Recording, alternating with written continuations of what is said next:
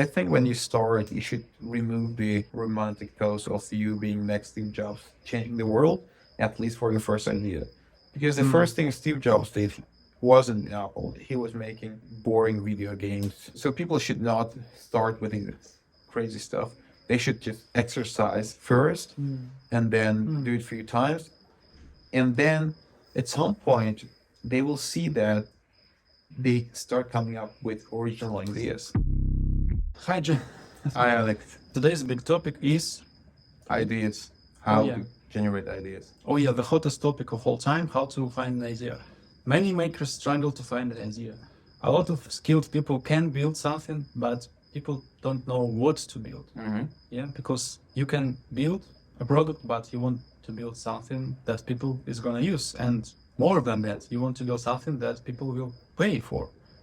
What's your approach? Because you built like dozens of SaaS in the last couple of years, Yeah. and all of them are profitable, right? Yeah. So how do you find ideas, and why your success rate is 100%? What's your secret? First of all, it wasn't 100% when I just started. Now it's 100% because my intuition for ideas is so good. And I have failed all kinds of ways, so I know how to not fail. But I think people should not try to come up with the best idea possible. They should just make sure they come up with idea that has some justification. Because often people come up with ideas that have no justification at all. It's just because they think so. And when you think so, that's the best way to validate the idea. Because if that worked, everybody would be a winner, right? I have 14 ways of coming up with ideas. And 14 ways, yeah. And I use all of them from time to time. So I will just go one by one. The best way to come up with the idea is to see the pain that a lot of people mention, and there's no solution for that pain. It can be either B2B pain or B2C. But you should try to go for B2B pain, because in B2C, it's slightly dangerous, because even if the pain exists, but people, the consumers, are really bad at changing their habits. And that's why even if you solve the pain and you present the solution, they will not use it. Very often you ask people what they want, they say what they want, you present what they want, they don't use it. But with B2B, it's easier because it's money. If you use better tools, you make more profits. That's why people are more likely to change their habits. So number one way to find a good idea. Okay, so today we're going to discuss only B2B ideas, right? I think B2C has a lot of potential, but people have to be aware that there's high risk. So the best way to come up with the idea is to actually see what people complain about and offer a solution right away, because usually people complain about things in social media or Reddit or blogs or in different places where there is a reply place, there's like comment section, and you can offer a solution and see whether other people say, yeah, that's a good solution, or you get likes for the solution. And I think that's underestimated. So almost every day I see ideas like that on Twitter, and I don't see people really taking action on those ideas. Wow. That's why I think, because people are not walking with their eyes open. I think people are always having some process happening in their head, and when they consume something on the internet, they are consuming in a way that they don't notice things. You know, that video where there are people playing basketball and then there's monkey, a gorilla, and you don't see gorilla because you're counting the monkeys, but not the monkeys, but the people, the players. And same here. And in my case, I'm always hunting for ideas. That's when I see ideas everywhere and in such places too. And I think people who don't have ideas, they really have to turn their brain into hunting mode and keep the brain in that mode for a while, spend weeks just looking for those ideas. They should not stop on the first idea they find. They should just exercise that skill for a long time, build up a long list. Online or in real life? Both. Like in old days, I would do real life, because in old days I wouldn't be on social media. But now social media is a good place. People do everything there, so you can do it in social media. So basically, to wrap this up, I think the single best way to find an idea is to see that people complain about something, and then offer a solution right there, so that you validate whether the person who complains thinks it's a good solution. And if they say it's a good solution, you say, I will build it. And you go and build it. Some people do that. I saw a few cases like that on Twitter But usually I see myself doing that. Like somebody talks about often about a directory, for example, and they say I will build it and I build it. Oh yeah, tell us a story, an example. What you saw, what you offered, what you built. Yeah, so there was once like a wonder tweet about open source solutions and alternatives. Oh yeah. And people were saying that it would be great they were saying that it's a problem that there are so many alternatives to paid tools, but people don't know them. And I felt like I have to build a website that offers alternatives to open source tools. And I built that. And it was the same with MVP Wizards, where I saw a tweet where people were saying, do you know anyone who builds MVPs on a fixed price?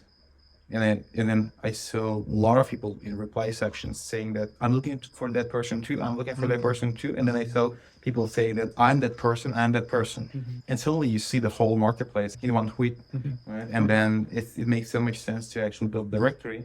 And if you're fast, like I built directory and I released right away, like within a few hours. And that was noticeable, like remarkable, and people reacted to that. And it was so fast after the problem and the solution, and it went viral. It wouldn't go viral if I did it in a random day. It went viral that day.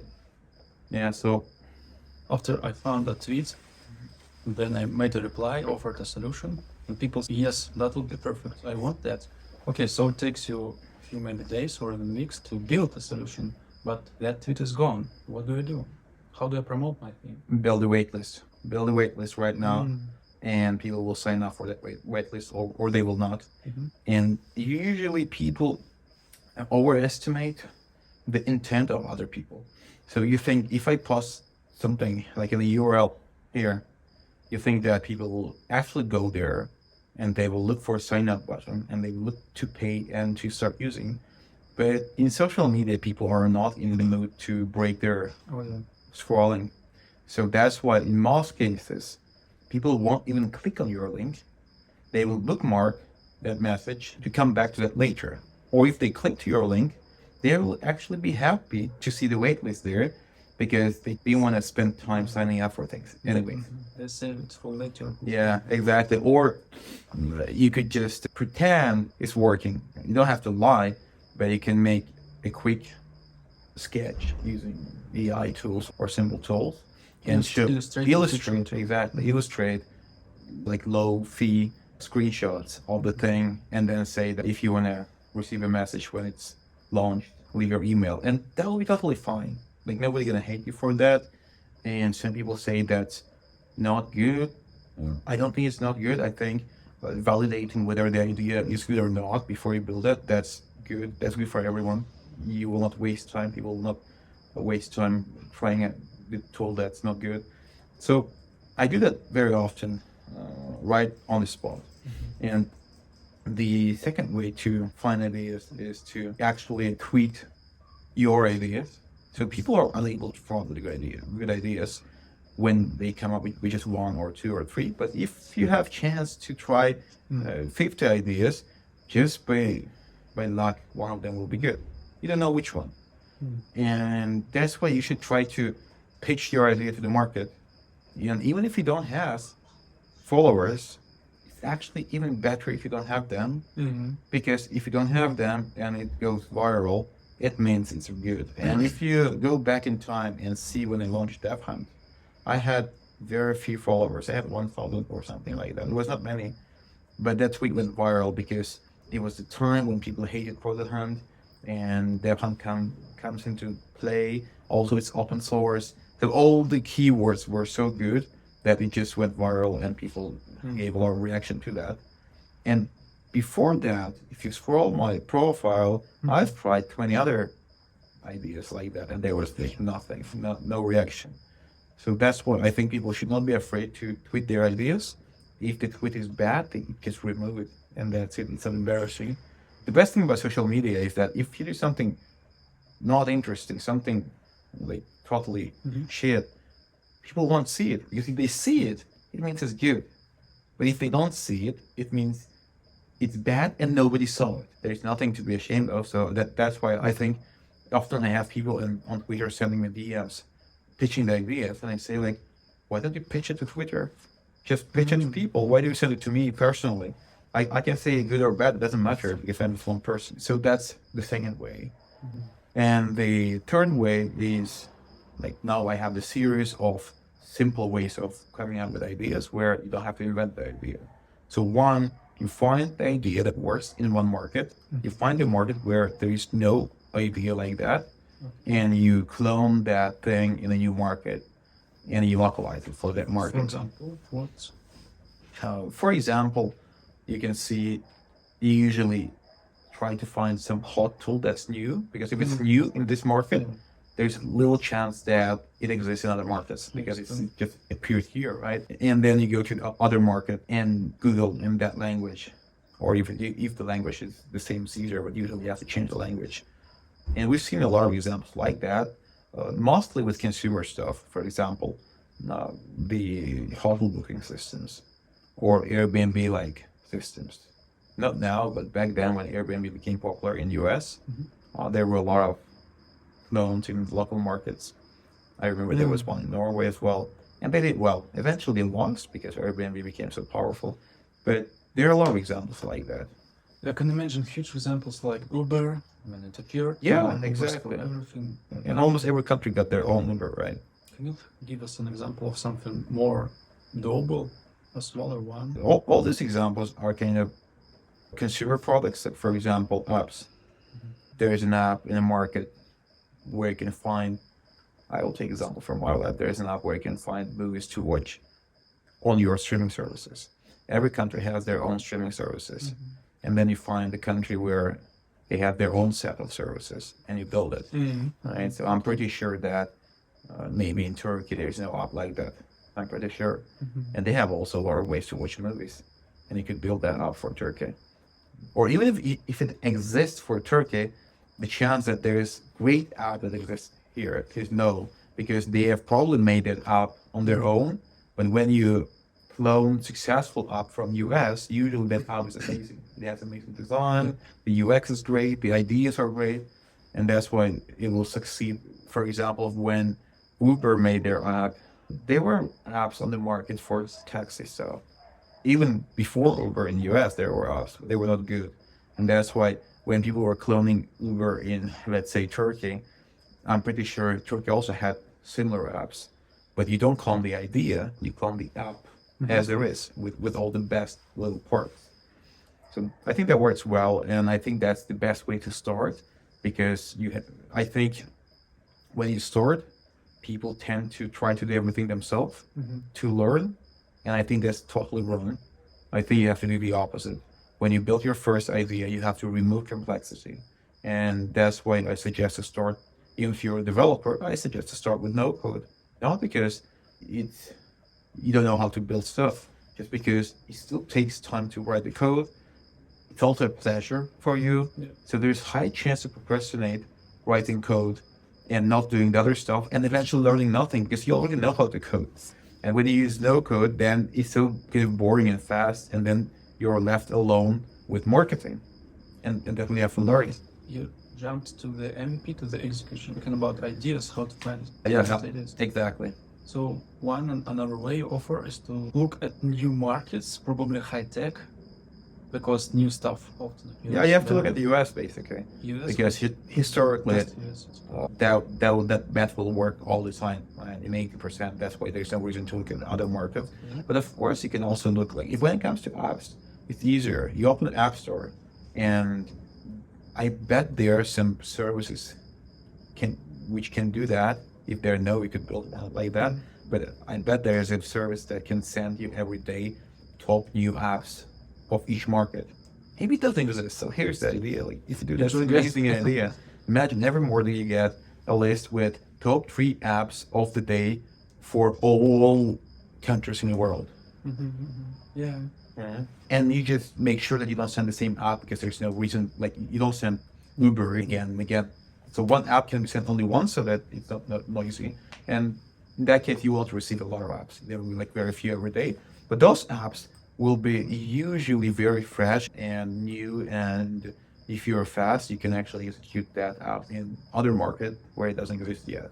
And maybe the service can even do that for you too. It will only send you the apps which are only on this market and they don't exist in the other market. That's an amazing idea, by the way. That's amazing. Okay, sorry. To go. No, literally, it's an amazing idea. Yeah, I will use it. I will use it because I want to know what's going on. in Yeah, other markets. people will use it even if they don't want to build apps, but just to know the trends. Yeah, it's yeah, a really yeah. good idea. Yeah, because we are living in our bubbles. I use a few tools for food, a few tools for taxi. Yeah, that's very dangerous. Like when you live in a bubble, you just miss everything that's happening in the world, and you know about that when it's too late. Right? But in this case, you will see some strange apps, and you will discover strange trends. But those trends are real, and that's what you need. You have to see trends before they're known by everyone. Maybe another way to achieve that is to travel more. Yeah, Yeah, when I definitely traveled people to say Asia, I was so excited to discover local apps market in Thailand. Yeah. They have very different scene. yeah. They don't use WhatsApp. They don't use Uber. They have their own things. If you go back to the story of every non-US based founder, nearly in 100% of cases, it starts, I went there, I saw that, I came back, and I did this. They don't copy all the time. It's just, you get inspired by something, and then you see certain things, and then some ideas come to your head, and you maybe invent something new for your market, but it always starts with travel. Like I love stories about founders, and that's almost the story of every founder. They were abroad. Sometimes they didn't find anything, but they were there. Like it's very rare when the founder is great and he or she never left their country. Yeah, so that's an interesting way of building your idea. So when I was saying to conclude on this, basically find winning, fresh ideas. Not all, like don't go for Uber. It's too late. People show that and it's late 100%. So it has to be new idea, and then look for markets where it's not implemented and implement. Number 4 is more interesting. So I call it keyword-led ideas. So you go to keyword research tools. I usually use Google search, Google Keyword Planner. Okay. Is it free? Yeah, it's free. And you can enter keywords there, and then it suggests more keywords. What more keywords? It just basically shows you what people search for related to your keyword. Exactly. And it shows you how much they search for it and what's the competition. And if you do that, but you have to spend time doing that. I share this idea often with this method with people, and a lot of people are disappointed. They say they couldn't find anything because they probably spent 5 minutes doing that. They want the tool to do the job. Yeah, exactly. They think they will enter some random stuff there and they will suddenly get amazingly good. I spend hours and hours every day. I think at least 1 hour of my life is spent on that. Some days I can easily spend a full day too on that in some days. So people underestimate the importance of idea. Idea has to be really good, and the better the idea, the lower is the chance to fail. Because if idea is bad, whatever you do later, you have already the error in the beginning, and it will just be with you all the way to the end. And there are other tools that do it better. I think there's one founder that does project called Build with Keyword or something like that. It's Cat from No Code Exits. She has made a tool for that. I never tried that tool, but I think it's a good tool because the pitch of the tool does exactly this. So you search for keywords, you look for what people search for, and then you see the traffic. And if you see high traffic, low competition, and then you take the keyword, you enter it to the Google search, and you look at the top 10 results. And if in the top 10 results you see nothing interesting, but only blog posts from SEO optimized websites, amazing. Go for that, because it means that nothing really exists, and even if it exists, it's not popular enough so that there's What space for you. exactly do I search for? What do you type? Which keywords? I give you a real example I did just yesterday. Okay. So I saw, it's actually an example that's relevant for this talk. I saw people asking about ideas on Twitter, and then I went to search portal and started searching for ideas, startup ideas, business ideas, best business ideas, top startup ideas, and things like that. If you don't have imagination, you can just ask ChatGPT to create 100 variations of these few words.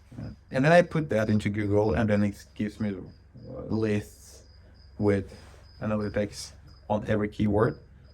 And then eventually I see that the business ideas keyword is really strong. But it's obvious that it's taken because it's so obvious, business ideas. It has 10 million views. So if that was not taken, if you actually get businessideas.com, you're going to be crazy big on traffic because it's exactly the keywords and it will work. But it was taken, the .com.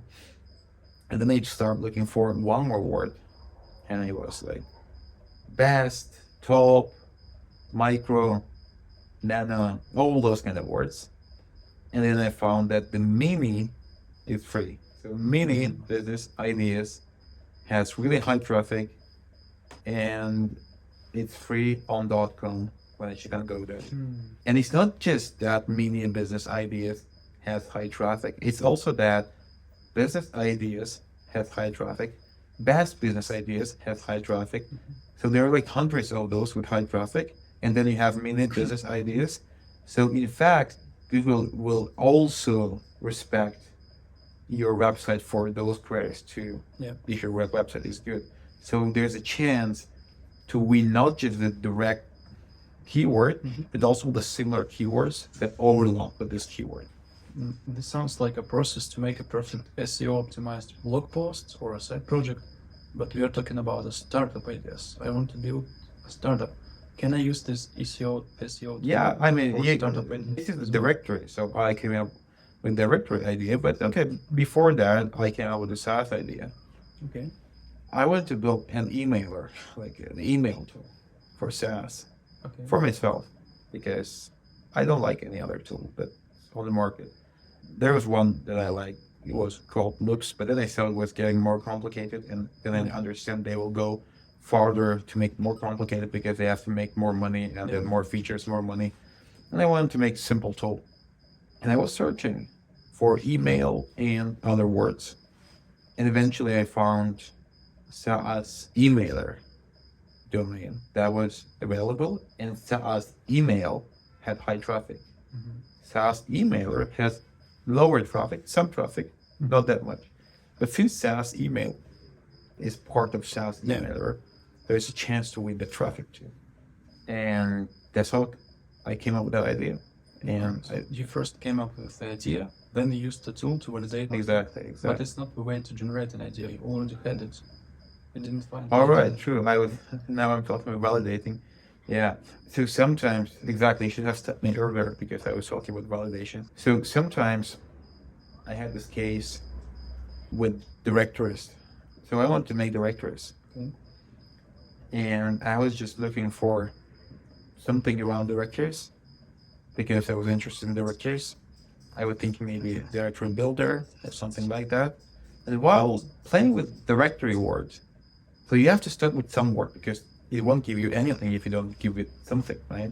So you have to throw something there. And I threw directory. Okay.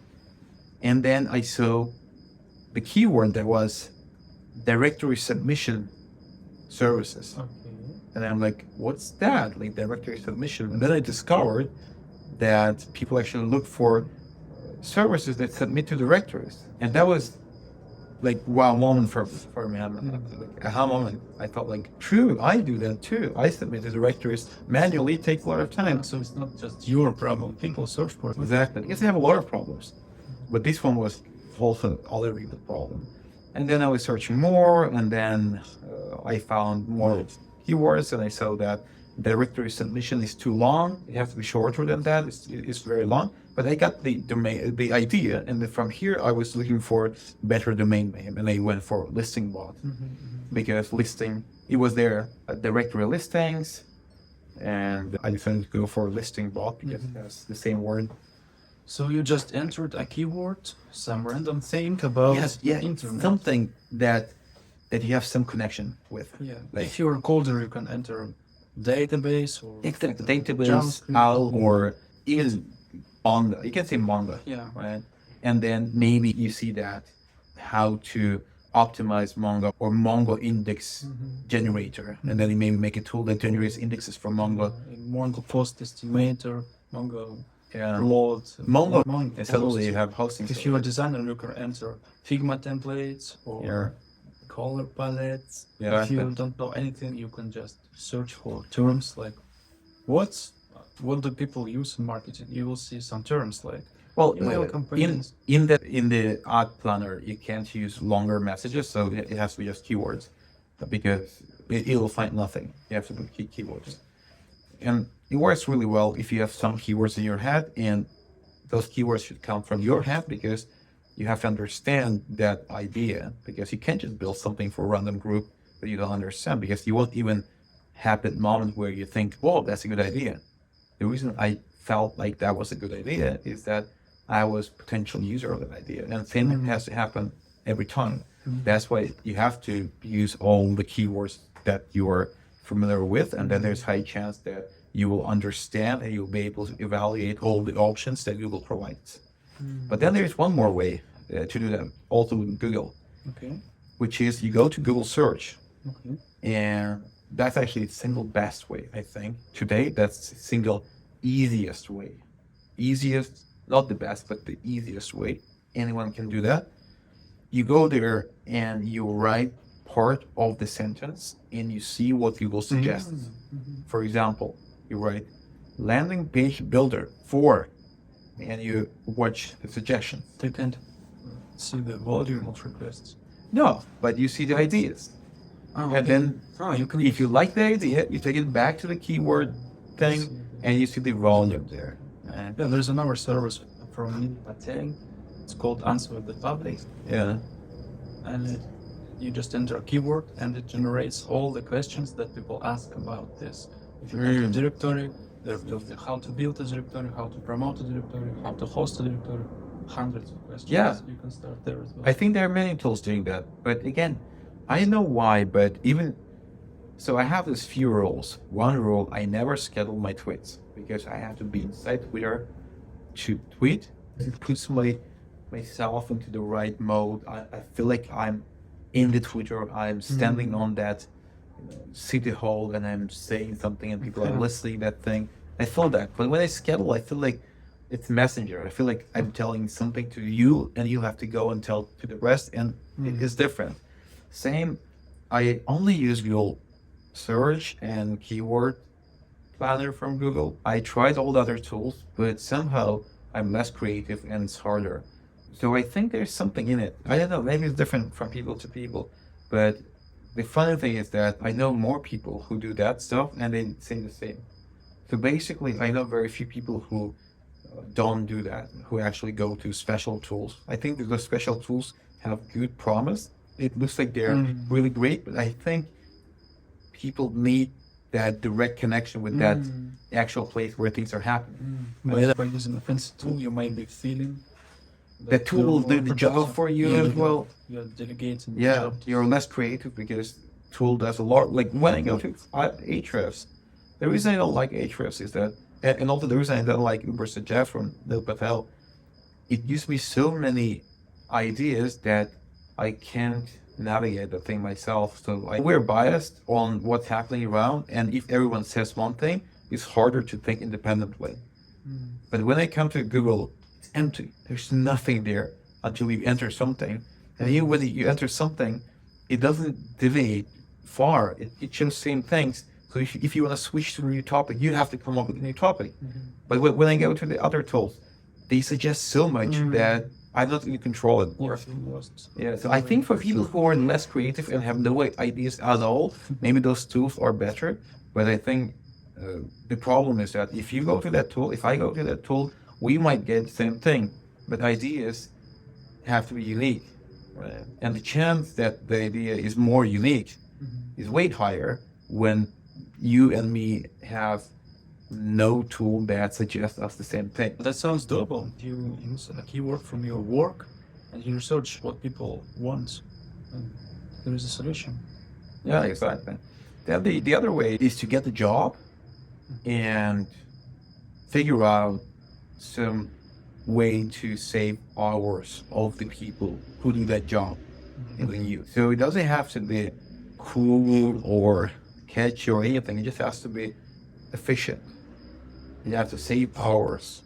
Because in B2B world, that's the beauty of B2B world, is that you don't really have to have catchy pitch to win. You can go from the product. Like if your product actually saves an hour a day to that person who does that job, eventually that person will start telling their colleagues that he's using that thing. That's how DevTools grow. So the best way to grow DevTool is to help the developer and make developer tell the other developer. And that was the old way. Now they do it using DevRels and doing the cults and religion. But the old way was that. And I think there are like million ideas you can build that way. Literally millions. Because almost every job can be improved by adding a piece of software there. Not almost every single job can be improved. And there are like 100 ways of improving every job with more software in there. Have you ever worked as an employee? Did you notice these opportunities? I never worked as an employee, but I worked on startups. And I noticed that it takes time to build landing pages, it takes time to create blog articles. So basically at my job, you don't have to be employed. You can be an entrepreneur and you can see your own pain and your own, not even a pain, because the whole job is a pain, right? The entire job is a pain. But you can see that some parts of it are repetitive and you do them often, and then it makes sense to think whether you can automate that or not. And in my case, that's how I came up with all my ideas, because I was just automating my work, and I still do that. And that's my end goal. My end goal to automate myself 100% out of my work. So I won't stop until that's done, and I believe that will be done. Same with designers. If you're a designer, I don't know how Figma was made, but I guess it was a designer who made Figma, I bet. Same with Canva. And I think if people don't have that place where they can look for automations, they should find one. I mean, they should find a job. It doesn't have to be a smart job. You can go for any job. It can be even a job at Manual labor? Yeah, it can be manual labor. It can be teacher in the kindergarten. And you will see that there are certain problems in the kindergarten. You will see that you always lose track of belongings of children, for example. Or you will see that you struggle to organize events and nobody knows when is someone's birthday. And then you come up with the idea of making a tool that will track birthdays, for example. That sounds like a very long path. I believe somebody will do it. I don't know. I think it's, if you really want to come up with an idea, that's one of the best paths, because you're also an insider. So once you build that thing, you can use it for your work. You don't have to even sell to your boss, because most likely you are the one, either the one who takes decision, or there's your manager who is not that far from you. So you're your boss, but if you bring it for free, they all say, "Yeah, let's try it." So I think it's underestimated, because people think that when you generate an idea, then you just implement the idea and you bring it to the market, and then it works or doesn't.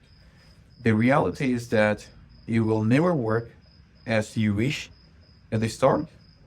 And what you need is, you need some real practice for that idea.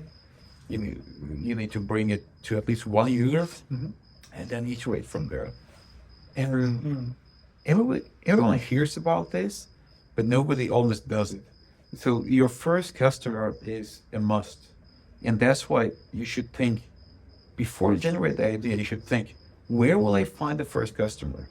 A lot of people think, I will run ads. No, like that's not gonna work, because ads almost never work for the idea that's not having traction on its own. Ads only accelerate the traction, but they don't create. Okay. Right? So that's why if you go and work somewhere, and many people still work. Okay. I think almost everyone works somewhere. I bet everyone works somewhere. In mind, I guess. And even if you don't work, you're studying, that's another place that possibly in need of automation. So you can bring it to your university. I did that. my first idea was in university. I built this marketplace for student work. Yeah. Yeah, and that was my first idea because I was in the university and that was the only thing I was seeing around. But it still requires this eye of an entrepreneur, the opportunistic view of some things. Not many people have that. Otherwise, everybody will be having a lot of ideas. So it's not for everybody. I guess that's why I'm telling this one by one so that people find one of the methods which look interesting and they try it, because I think most people think that the idea just comes to them just like the apple dropped on Newton's head. And that's what's happening if you do it for a long time.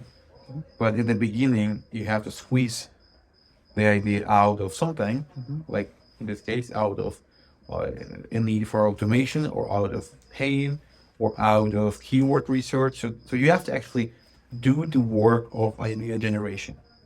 And a lot of people think it's shameful to do that work because if you don't have the idea, you are not entrepreneur. Like, it has to start with idea. Bullshit. But I made this tweet where I said, start with audience and then go for idea. And then a lot of people said, no, you have to come up with idea first. And if you don't come up with idea, you shouldn't be an entrepreneur. Oh, really? They said that? Yeah, a lot of people said that you're not an entrepreneur if you can't come up with idea. Because they said entrepreneurship starts when idea sparks. So if you don't have this, It's a romantic thing, man. you don't deserve to be called an entrepreneur. Exactly. And I think that makes a lot of entrepreneurs who are just starting out in freeze because they don't feel any ideas sparking in their head, and they think, oh shit, I'm not good entrepreneur. You don't have to have ideas. You don't have to. I don't think there are many entrepreneurs who have. It's just the one thing that really hurts the entrepreneurial world, like it hurts the world so much, is that we always see successful people and we study their last success and we study the actions, the way they came up with the idea and everything, which is the worst way to study anything, because most likely this entrepreneur has had a lot of other ventures before and gained experience, gained intuition and everything. And now, if you take me, I can skip all those things. I can actually come up with ideas without any validation now, because I have been doing that for so long that it will most likely work out. And then people are going to see that and think they should do the same. But if you go back in time, most ideas I came up with were really bad. And I had the same problem. So you follow all these boring advices? Yeah, you take a successful idea and you alter something there. So you update the idea on some part. You can update the pricing. You can go from monthly to once, from month to monthly, from expensive to cheap, and from no trial to trial. So basically, just make it different. Sometimes you can make it more expensive. Oh yeah, it can work. I've done that once, worked really well. So, or you can change the target. So it was for dog lovers, you turn it for cat lovers. Or it was for bakers, now you make it for those who sell flowers. So you keep the same country, same language, but you just change the audience. And these two are probably the safest way to try ideas, because they need validated because it's successful. And in some ideas, people really want that cheaper. Like Ahrefs is a good example. It was super expensive, extremely expensive. Only rich people could afford it. And there was a huge spark of all the competitors. They were doing the same thing, but easier, cheaper. A lot of them. I think I saw 20 of them. And I was one who wanted to build the 21st one. But then Ahrefs released a new price that's so cheap that all the competitors are now not relevant. But they had their run. So I think the same can be done for many things. Like we saw that Bloomberg terminal was like 1K a month or something, super expensive. And then I saw one guy build open source version that's way cheaper, and it was very viral on the internet. and I thought like, why nobody has done that for years? It's been that way because back then when I was investing, I used it and I paid a lot, and I thought like, why nobody built an alternative? And I thought like that would happen back then, and now I realize that it just happened this year. Crazy. Oh, wow, crazy. So, and there are things like that. And the funny thing is that the longer something stays without the competition, the lower is the chance that anyone will actually build a competitor, because people get used to certain things and it just stays that way. And that's what happened to both Ahrefs and that tool. But then eventually, when indie hackers appeared, so now it's very difficult for ideas to stand on the market alone, because there is an army of indie hackers who just keep building things every day. And there's a lot of stuff being created every day. It's impossible to imagine that something will be alone on the market. But that's basically a good way. Make something way cheaper, make something target new audience. It's a safer way. Not as creative, but safer. Yeah, exactly. It's very safe. And if I was starting today with my first idea, I would do that. I wouldn't do it now because it's not interesting. I want to create something new. But I think when you start, you should remove the romantic pose of you being next Steve Jobs, changing the world, at least for your first idea. Because the first thing Steve Jobs did wasn't Apple. He was making boring video games, and he was not inventing them. He was given instructions on the video game he would make it. I think same for Elon. So people should not start with crazy stuff. They should just exercise first and then do it a few times. And then at some point, they will see that they start coming up with original ideas. It's so hard to follow your advice because people today live so fast. They want success tomorrow. They want to be appreciated for their genius idea, not because they cloned another SaaS email. Exactly. So people feel it's cheap and it's low. But I think people have to really understand that if you want to be successful without being lucky, there's only one way, is to play a long game where you have strategy and you have stages. And the first stage is to practice. If you want to be an amazing football player, you have to plan out your life. You can't suddenly come to the pitch and say, I want to play against Real Madrid today. It's not really an alternative. I will take, for example, the music industry. If you're a beginner musician, you don't want to practice and play covers of Nirvana. Well, that's exactly what you do. For the first many years, you play someone else's music, and then you create your own. You don't build your brand around others' music, right? When you start publishing original things, and you believe that it will skyrocket. All successful musicians I know personally, I never studied others, but all the guys I know, 4 or 5 bands, and all of them started by playing other people's songs. You mean started not building their skill, but their reputation? They started by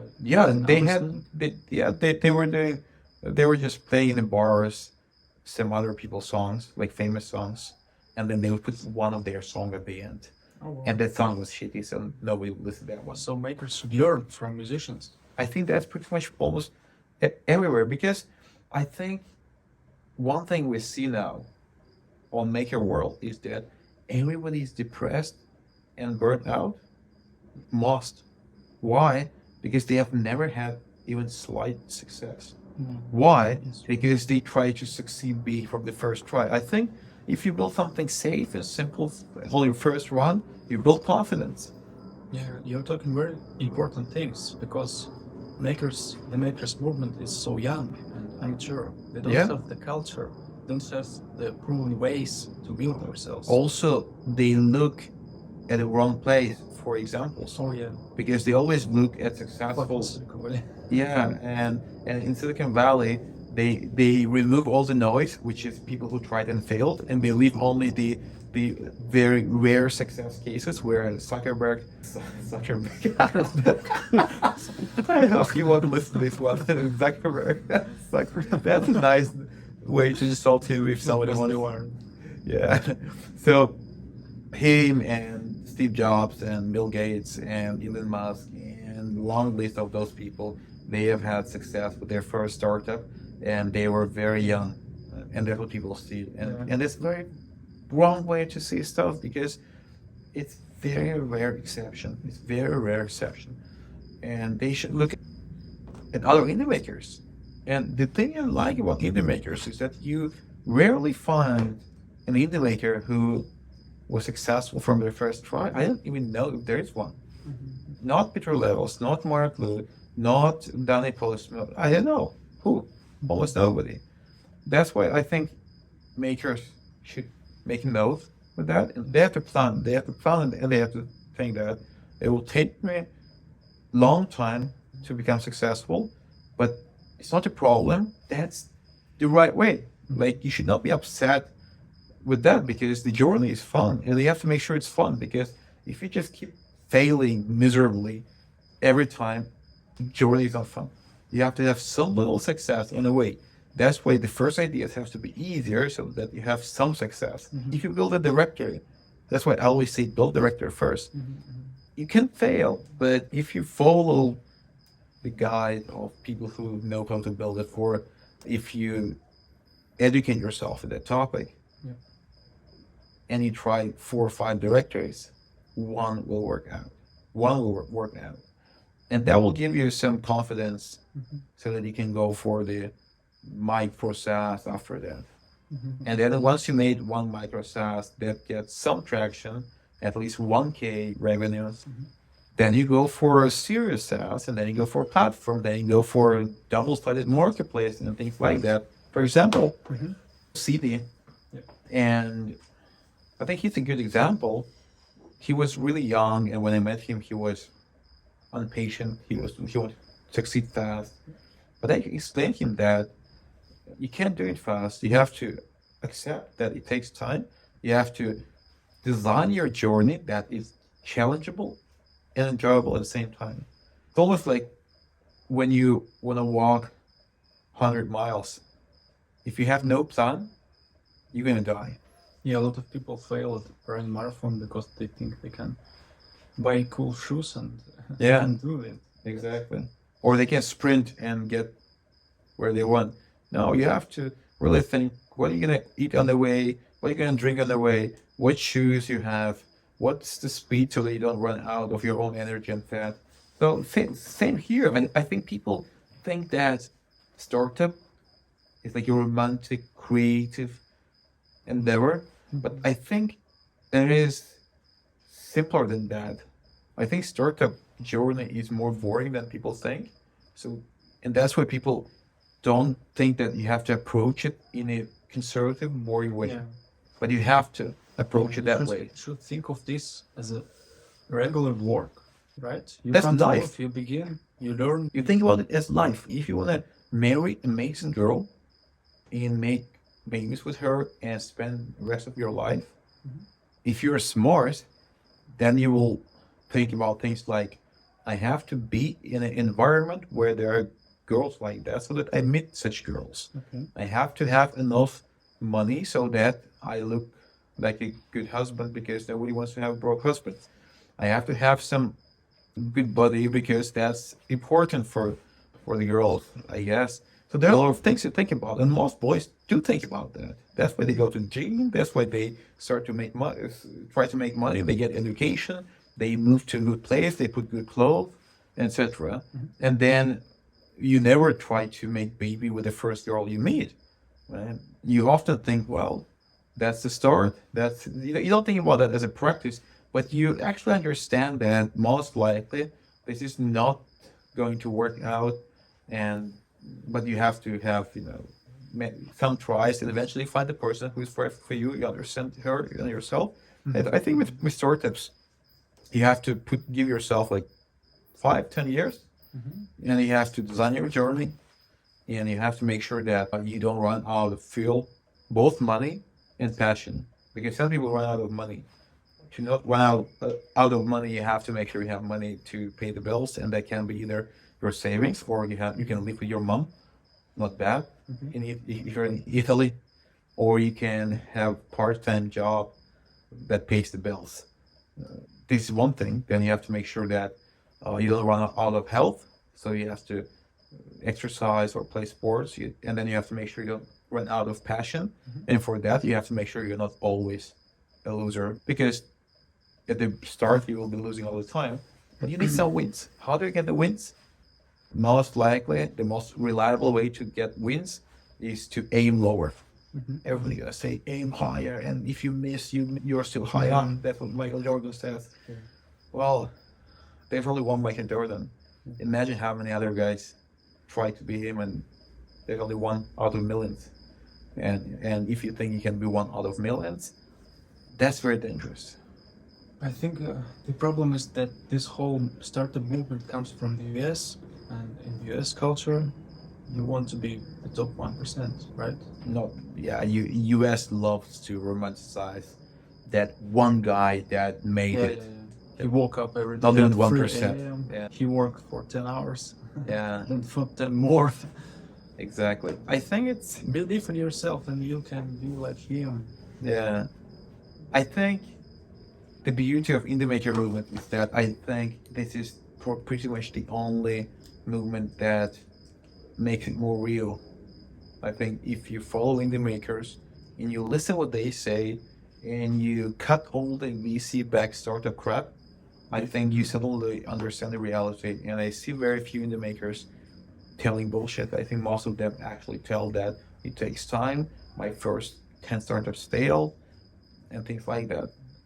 And that's good. I haven't seen any. I see sometimes some makers hiding their failures, and they behave like VC-backed startups where they also hide all the problems and that's bad. But I think there are enough people who don't hide and who tell the truth. Okay, that was a big important talk, but let's back to the ideas generation. Yeah. Let's back to some practical things, because it's important, but too much of important information, too much of this mind shift is hard to digest, and I'm afraid that our listeners will not be able to grasp all your ideas. So you told us 4 ways to generate ideas. Are there? The one I didn't mention is the one I use a lot myself. You find a successful tool. You find one feature of that tool that's not the most popular feature, but rather you find the group that uses only one feature. That's different from most popular feature. Because if it's most popular, it might be impossible to extract it because people also use the other features, right? But sometimes you find a case when people use one tool for only one purpose, while it has a lot of purposes, but not they use only for one purpose. Good example could be that if cameras didn't exist, then you could say that some people use iPhone as a camera only. They don't call with it. They only use it as a camera. And some people do that. And then you could invent a camera as a standalone device and sell them. So I do that very often. I find the tool, I find the place where people talk about that tool, and I try to figure out if there is one little use case of that tool that's common across more than a few people. It's difficult to exercise this because you have to talk to people. So I talk to people. I find those people and I talk to them and I try to ask them whether they use other stuff than only that. But if you simply talk to 100 people using one tool, you will find 5 who use only one feature of that tool. You will. Like, if you actually run the exercise, that will happen. And I do that. I talk to people. And then you take that feature and you build a tool, a micro SaaS, with one feature only. You don't add anything else, only that one feature. And then you drop the price, obviously, compared to that other tool. And then you name the tool in an obvious way. Because if it's one feature tool, the name should not be like Apple, like Amazon. No, that name is for grown brands. Here, it's like listing bots, index rusher, count visits, some of my tools. And I name them that way because I want to count visits. That's it. Because a typical analytic tool There's a lot of things. But some people just want to count this, like how many people been on my website. That's it. I don't want anything else, just this. And that's why I bought the domain, and it's really good. And it does only one thing. I think this is, first, it's safe to do it because you validate the idea before you build it. Because that's how you found the idea, by asking people, then it's validated because people told you. The other thing is that you name the idea or you name the product offer that one feature. It means that you will have high potential SEO because there's a match between query and your name. Third, it's so easy to remember and recommend your thing, and people will do that because people tend to recommend smaller products. Why? Because it sticks in their memory. And also, when they recommend smaller products, it's easier for them to convince the people they recommend it to. For example, in this case, if somebody asks, I need a tool that counts with it, and then you say, here's the tool, but tool has a lot of features, there's only positive in this. It's validated, it's SEO optimized brand name, it's small by default because it's one feature, and it's perfect for anyone who is doing things on their own. I can imagine this way of finding an idea. For example, you can browse the users of a tool, their Twitter profiles. Let's take That's what I do. an exact example, Webflow. You can browse the followers of the Webflow account, you can see their websites, and find people who build, let's say, wait lists, only wait lists on Webflow, right? So you build waitlister.com, and all these That's people are perfect future logic. projects. That's perfect logic, because most likely people who build waitlists on Webflow, they feel like they're overpaying Webflow because Webflow does a lot of things, but they only do the waitlist, a little one-pager, and they feel like they're overpaying, and they will never recommend Webflow for waitlists to others because they understand that it's not only for that. And was the person who is recommended a Webflow, he will have to, or she will have to manage all this huge platform, learn it, Exactly. or he will hate Yeah. advice. So you can understand that it's not the best advice because the tool is not exactly for that case. And in contrast, if you're using a waitlister and somebody says, anyone knows a tool to build a waitlist? And it's almost in your head, you suddenly want to recommend it so much because people like to recommend stuff. They like to be useful. They like to look like experts, like people who know good things. Just try asking someone, do you know a place with good coffee or steak? And people are gonna be crazy about telling you. And they will never tell you, go to a restaurant and they also serve coffee there. They will send you to a coffee place where it's only coffee or only steak. I see a lot of makers start to make a career by solving their own problems. And those problems are often very basic. For example, we see a lot of time tracking tools, note-taking apps, screenshotting tools. Yeah. Is it a good idea to do this thing? Because you said start something, get experience. Can I do that? I think that there are a lot of good ways of generating an idea, but they all depend on who is using those methods. So for example, if you're not broadly experienced, it's dangerous to solve your own problem, even if I recommend to doing that, but the risk of it is still higher than some other methods I recommend today.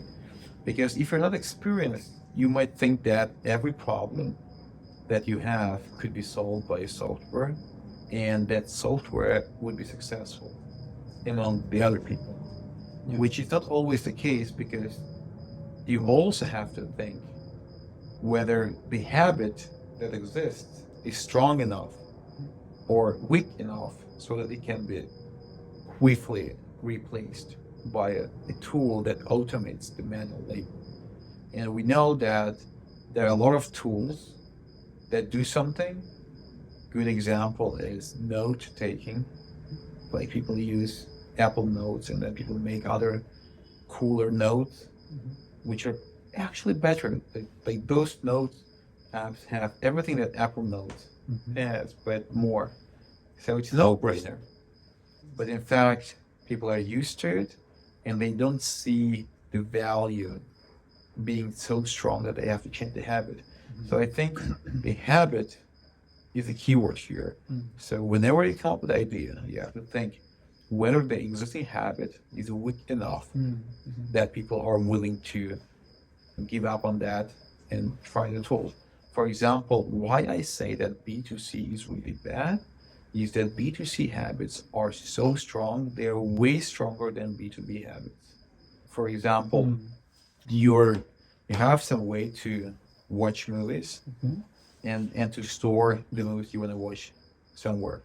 Probably it's your notes. Right? And someone may suggest making an app where you can find movies and save to your watch list. I was one of the person who made that kind of app. And when you pitch that app to anyone, people are gonna say, yes, I would really want to have such app. Because it's no brainer, of course. It's better to have an app than note where it's hard to find, etc. But when you give people the app, even if you make them download the app, they forget.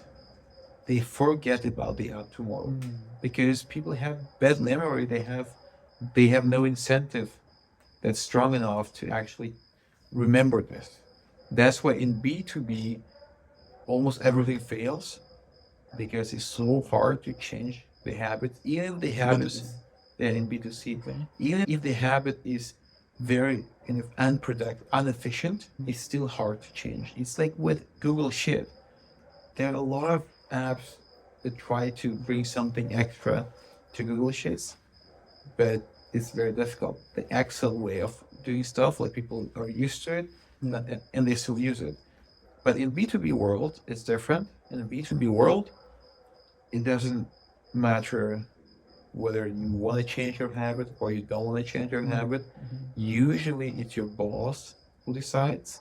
And if you pitch something to the boss and you say, this will save 20% of the time for your employees, it's not the boss who has to change the habit.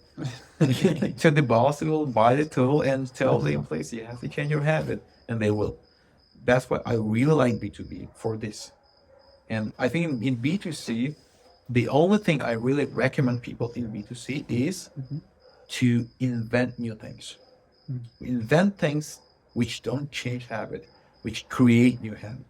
Because when you create new habit, it's different from changing. And if you see a lot of successful B2C applications in the world, most of them are in that space. They invented new habits. They didn't add existing habit. Or if they change the habit, they change it significantly. That is not slightly. But in B2B, you can slightly improve something and it's valuable because for business, they see value even in 1% improvement. Yeah, business wants to change. If business doesn't change, they die. They stagnate. Yeah, business wants incremental improvements. Humans, the consumers, want new things. They hate improvements, they want new things. People want new things. Can I just copycat some service? For example, can I copycat SaaS emailer or Google Analytics? It's easy to copy. Just open the tool and code it one by one, each by one. Yeah. Is it ethically okay to copy tools? If I don't have an idea, but I see it's validated, it has revenue, I will copy it and maybe take 5% of the user base. That would be a lot. Yeah. I think it depends on whose tool are you copying, because I would not copy a tool of other indie maker because the market, we're operating the same market, so most likely we're gonna take each other customers really quick. But I think if you copy something that's from big corporation like Google Analytics, in reality, the market share that they have and you have, you're gonna be invisible for them, literally invisible. And that's what we see some do that, and it works. So I think it's ethically good to copy something from successful large corporations, because in fact they will probably thank you for that, because when you copy it, you will still innovate on top of it slightly, because you won't keep it the same. And then they will see your innovation if you're noticeable enough, and they may take it back. It's like Apple versus Samsung and Android. And that's what happened there. First, Android was stealing from iOS. Now iOS is stealing from Android. And I think it's good for consumers. It's progress. But I really don't like when I see, it happens with my tools. Obviously, like I have people on Twitter who ask me for advice in DMs, and then suddenly they release just a copycat of my tool. I think it's really bad. Not because I'm afraid that they will take my customers. I'm not. But for you or for him? For them, yeah. Okay. Because I lose respect for the person if that person talks to me and then copies my product. If I don't know the person, it's not as bad, because at least it's not ugly that he asked my advice, I help him with things, and I reply to his messages, and then he used my tool to just copy it and make their own tool. So I think it's difficult to answer these questions. From other hand, I think Dagobert said that today too, is we should not be so protective as well, because we want the indie maker world to thrive, not just within, but we want it to grow bigger and win more users. And if we will challenge each other, then the common outcome of the indie maker world will be bigger.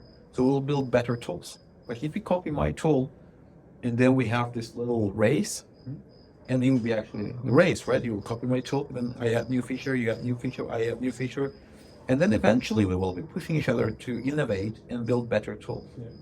And eventually, that means that we will be having a better tool that's more competitive in the market, and it can win against the big players.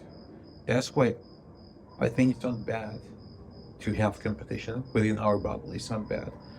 I think it just has to be not ugly. So people can build the same ideas, but they should not just copycat it, because most likely it's also wrong. Because if you take my tool, it's not perfect. It's actually okay. And if you copy it, you're gonna have an okay tool. So it's better if you copy the idea, but the implementation is different in your case. I think it's good in that case, because we're gonna both see and take the best from each other. And I think both products will be better and better. I think that way is probably good. So we build a product around the same idea, but not exactly the same thing.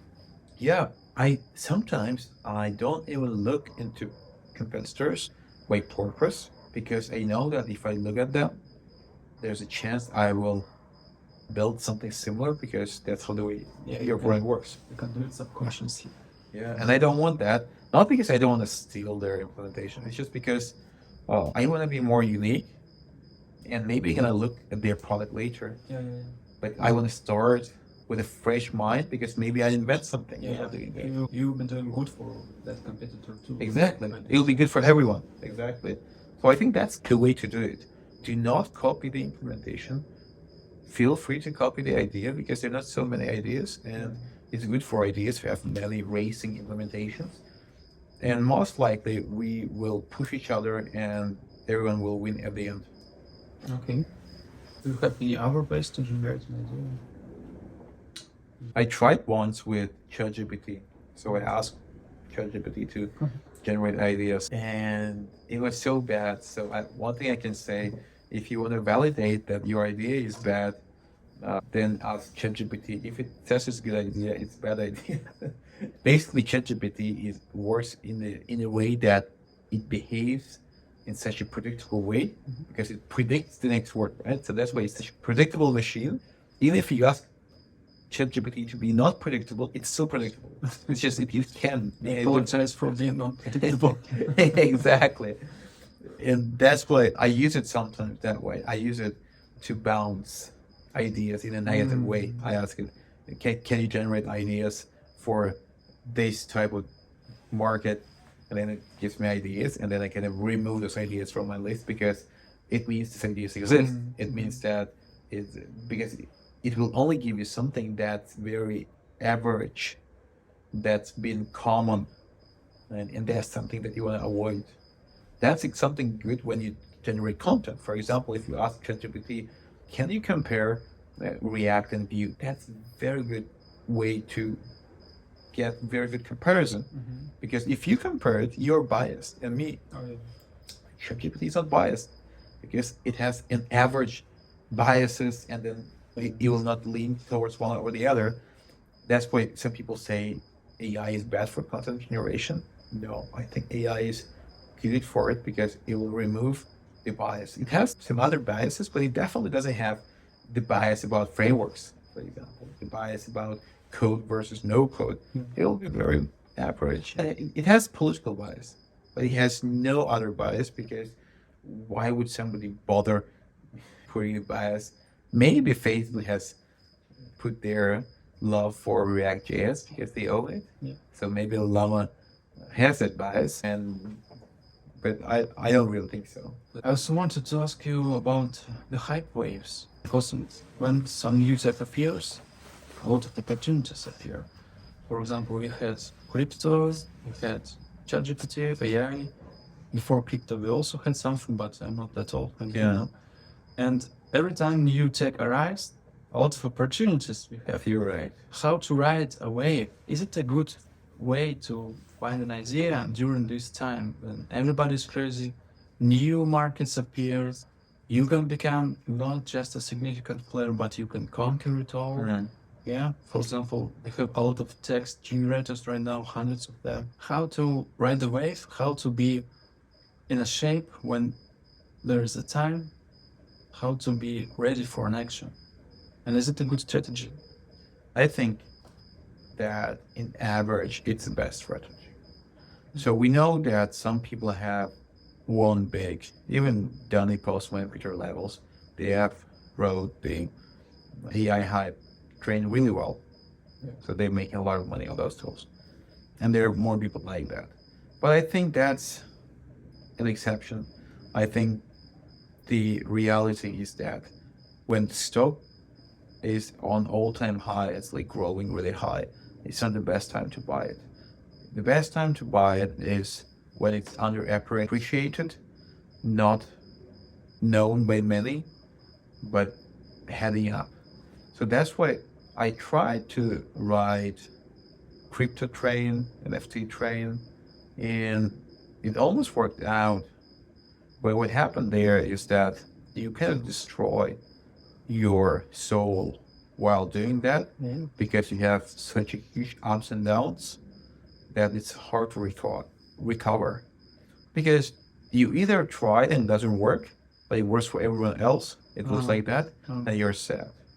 Or you try and it works, but then it falls because the hype cools down. I have a friend, he made AI website builder. He was on top of the world. Now he's in the bottom dying and he's so sad. Oh, really? Yes, and that's the case for many.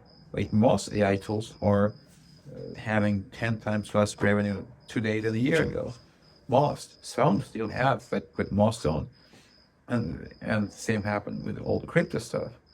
So I think when I did that for many years, and sometimes succeeded, sometimes failed, but the big picture that I see and the wisdom that I took out of it is that you should always work on things of tomorrow. Okay. So you should always try to predict, because it takes time for you to gain experience, to understand the field, to build the thing, to iterate with the thing, to win the audience in that thing. It takes years. That's why if you do that for something hard, it will be too late. So first you will be always in a rush. And that's a bad thing to have because you'll be stressed. Like you're late, you'll be working late at nights. And that's of competitors appear every day. exactly every day you're gonna read the news, whoa. And also you're gonna just work a lot. It's bad to work a lot. The biggest thing I regret in my life is working too much now because it's bad for health, it's bad for mood, and it's the best way to burn out. And now, like today, I work very little. You live with me, you see how much I work. I don't work as much as everyone thinks I work like crazy. I work less than anyone else, I think. But they Just were 10 hours per day. not really. I think it's 5 hours a day of actual work, and the rest is relaxed work. It's maybe 10, Process. but it's relaxed work. I think about things while eating and walking and things like that. It's not like I get tired. And I think the reason I can work on my own pace and I have zero stress, I have no competitors because I work on things for tomorrow. So you think long term. I think long term, and I look at the trends and I work on something that's small today, but it has a trend of growth. And in a year or two, it will be big. And by the time it's big, I'm already with the tool. I'm not running. I have built it. It's there, and I can move from here. And I recommend that to people to find an area that they understand deep enough so that they can predict the future of that area. Because it's such a winning strategy. Why? Because first, when you have the knowledge of certain area, you become a very interesting person to listen. So you can create good content, and content brings audience. And that's really important. That's the biggest value we have. The currency of the modern world is attention, and attention is coming from the audience. And that solves the first problem, how to win the audience, how to get followers. Easy. You have to be really smart about one thing, smarter than everyone else. And when you're smarter than everyone else, the second side effect is that you can predict that thing to the future. And when you predict that thing to the future, then the third thing that happens is that you know what to build. You don't even need to ask because you know what to build. Because you know the future, and then you know what doesn't exist that will be needed in the future. It's needed now slightly, but you know it will be very important later. And then you build it. So just riding the waves, but Before. Yeah, you ride the wave that's a baby wave. So you find the big waves, not small. Yeah. So you enter the shore with a very small wave. Everyone thinks there are no waves there, but you know there is a tsunami far there and a huge wave is coming. And then when the wave is right there, you're in the middle there and you're riding it, and others are too late because the wave is already huge.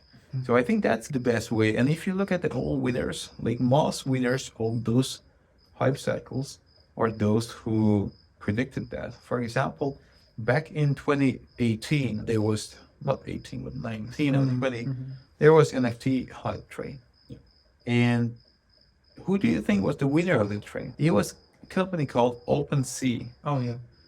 And that company was founded in 2017, 3 years before NFT. Yes, 3 years before the wave. What did they do then? They were doing exactly that. They didn't even invent NFT. They called those things non-fungible tokens, but even they didn't short that thing into NFT yet. And nobody cared about them. Their traffic was like nothing. And then in 2019, at the end of 2019, I think, they just started growing in 2020. They were huge. They were accounting for 99% of all trades in the world for NFTs. They were making like billions in transactions. Yeah, so when I saw that case with OpenSea, and I was someone who jumped on the hype train and burned out, and I lost friends on the way. I lost money. It was very bad. And after that, I said that I will never do that again. From here on, I will only predict stuff and work on things which are about to be big, but not big now. And that's how I entered the world I am in now. So I made a bet on no code. I made a bet on boilerplates. I didn't, when people didn't know the word existed, I think. Basically, Mars was built around this concept in 2018. Nobody was doing that at that time. I knew that the boilerplate world would be huge, and now it's huge, but it's not even big yet. It's just a small wave that appears and you're already there ready. Exactly. And same with directories. I knew they would be big, and I even pivoted unicorn into directory builder almost. I built my own directories and I became an expert. And as the wave grows, it brings me up too, because people know that I'm an expert in this thing. And that's why if somebody enters the game now as an expert, the market won't respect them, because market always respects someone who was there before the thing becomes hot. And you have to have patience for that.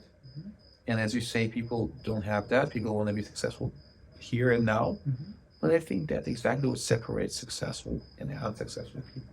I think successful people are those who are able to sacrifice The temptations and their present for greater future. And I think that's exactly why they deserve to be successful. And I think if people can't do that, do they even deserve to be successful? Probably not. I don't think so. Okay, that was a great conversation. Let's wrap up. Yeah. Because there are a lot of thoughts. Let me wrap up first, and then you will wrap up. It will be a double profit for our listeners. I think all your ways to generate ideas are useful, but the main thing people should learn from this conversation is that patience is everything, and it's not just words. A lot of people say startup is a marathon. It means you don't have to wait for success. You build it, and this process is long. You don't build it in days or months. You should invest a lot of time. You should think of this as your career, as a normal career. But this career is full of mystery. It's not like a regular career of a developer where you have a clear path. First, you begin as a junior developer, then you learn new skills, you get a promotion. This works exactly the same way, but except for you don't know what to do. You still have to work, you still have to be patient, you still have to invest in education, you still have to experiment, you still have to wait.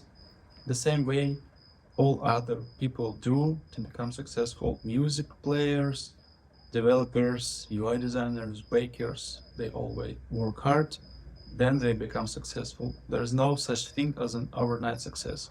Okay, there is, but let's be honest, it will not happen to you. Yes, you don't know what to do, but you have friends, you have Twitter, you can ask us or you can ask other makers and just progress step by step. This will dramatically increase your chance of success, and you can just forget about this cruel statistics that 90% of startups die.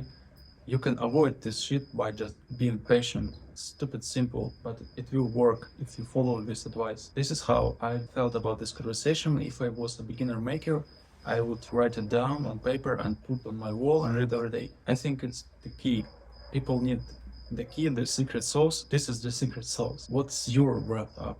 What would you say? I think people have to look at their founder journey as one large race where they have stages, projects, fights, and just like in Formula One, if you drive too fast, you're gonna burn your two tires, and then you cannot steer, and you're gonna lose the race. If you go too slow, you're gonna be too far behind. You're gonna lose the race. So the best strategy to win the race is to make sure that you're not out of fuel, your tires are not too hot, you're not too far behind. And I think same when you're being a maker, being a founder, make sure that you don't lose this tree, you don't lose your passion in a way, you don't lose your health, you don't go broke. These three are really important. And to make sure that you don't fail with all this tree, you have to control the complexity, control the amount of risk you take. And when you're just starting, the chance of the thing to fail is high, so start with easier stuff. As further you go and you advance with your experience, the more risk you can take. That approach will be so healthy that you will never actually fail, because even the failure is a part of your plan. And if your plan has that, then you can tell people that you fail. It sounds cool, but in your head, you never fail. And that's what happened to me. I've I never felt like I failed. I never been sad in my maker life, because I always felt like, okay, this is the step, this is the step, this is the step, this is the step, and that's it. And if you keep doing that for long enough, and I was very conservative, so I said myself, I have to walk it so safely that I never go broke as well, because that's also risk. You might go broke in 5 years, you have to go back to job, and that will be morally hard. So that's why lay down 10, 20-year plan and just move slowly in that plan, because that's the ultimate goal of being a founder, is to design the journey that will be fun for decades. That's the ultimate goal. It's not to get rich or to become successful, but to design a journey that will be fulfilling, challenging, fun, and it takes decades, because that's your life. And if you do that, then there's very high chance that the side effect of this will be money, fame, fulfillment, and all other things. So you enjoy your life and you can run for decades. You can run forever. That sounds so simple. In reality, Like applicable to everything. exactly. I think that's exactly the world of successful people, except the lucky ones. When lucky ones, I say some people are just outside of normal distribution. They get successful at the age of 18, for example. And that's not an example you can relate.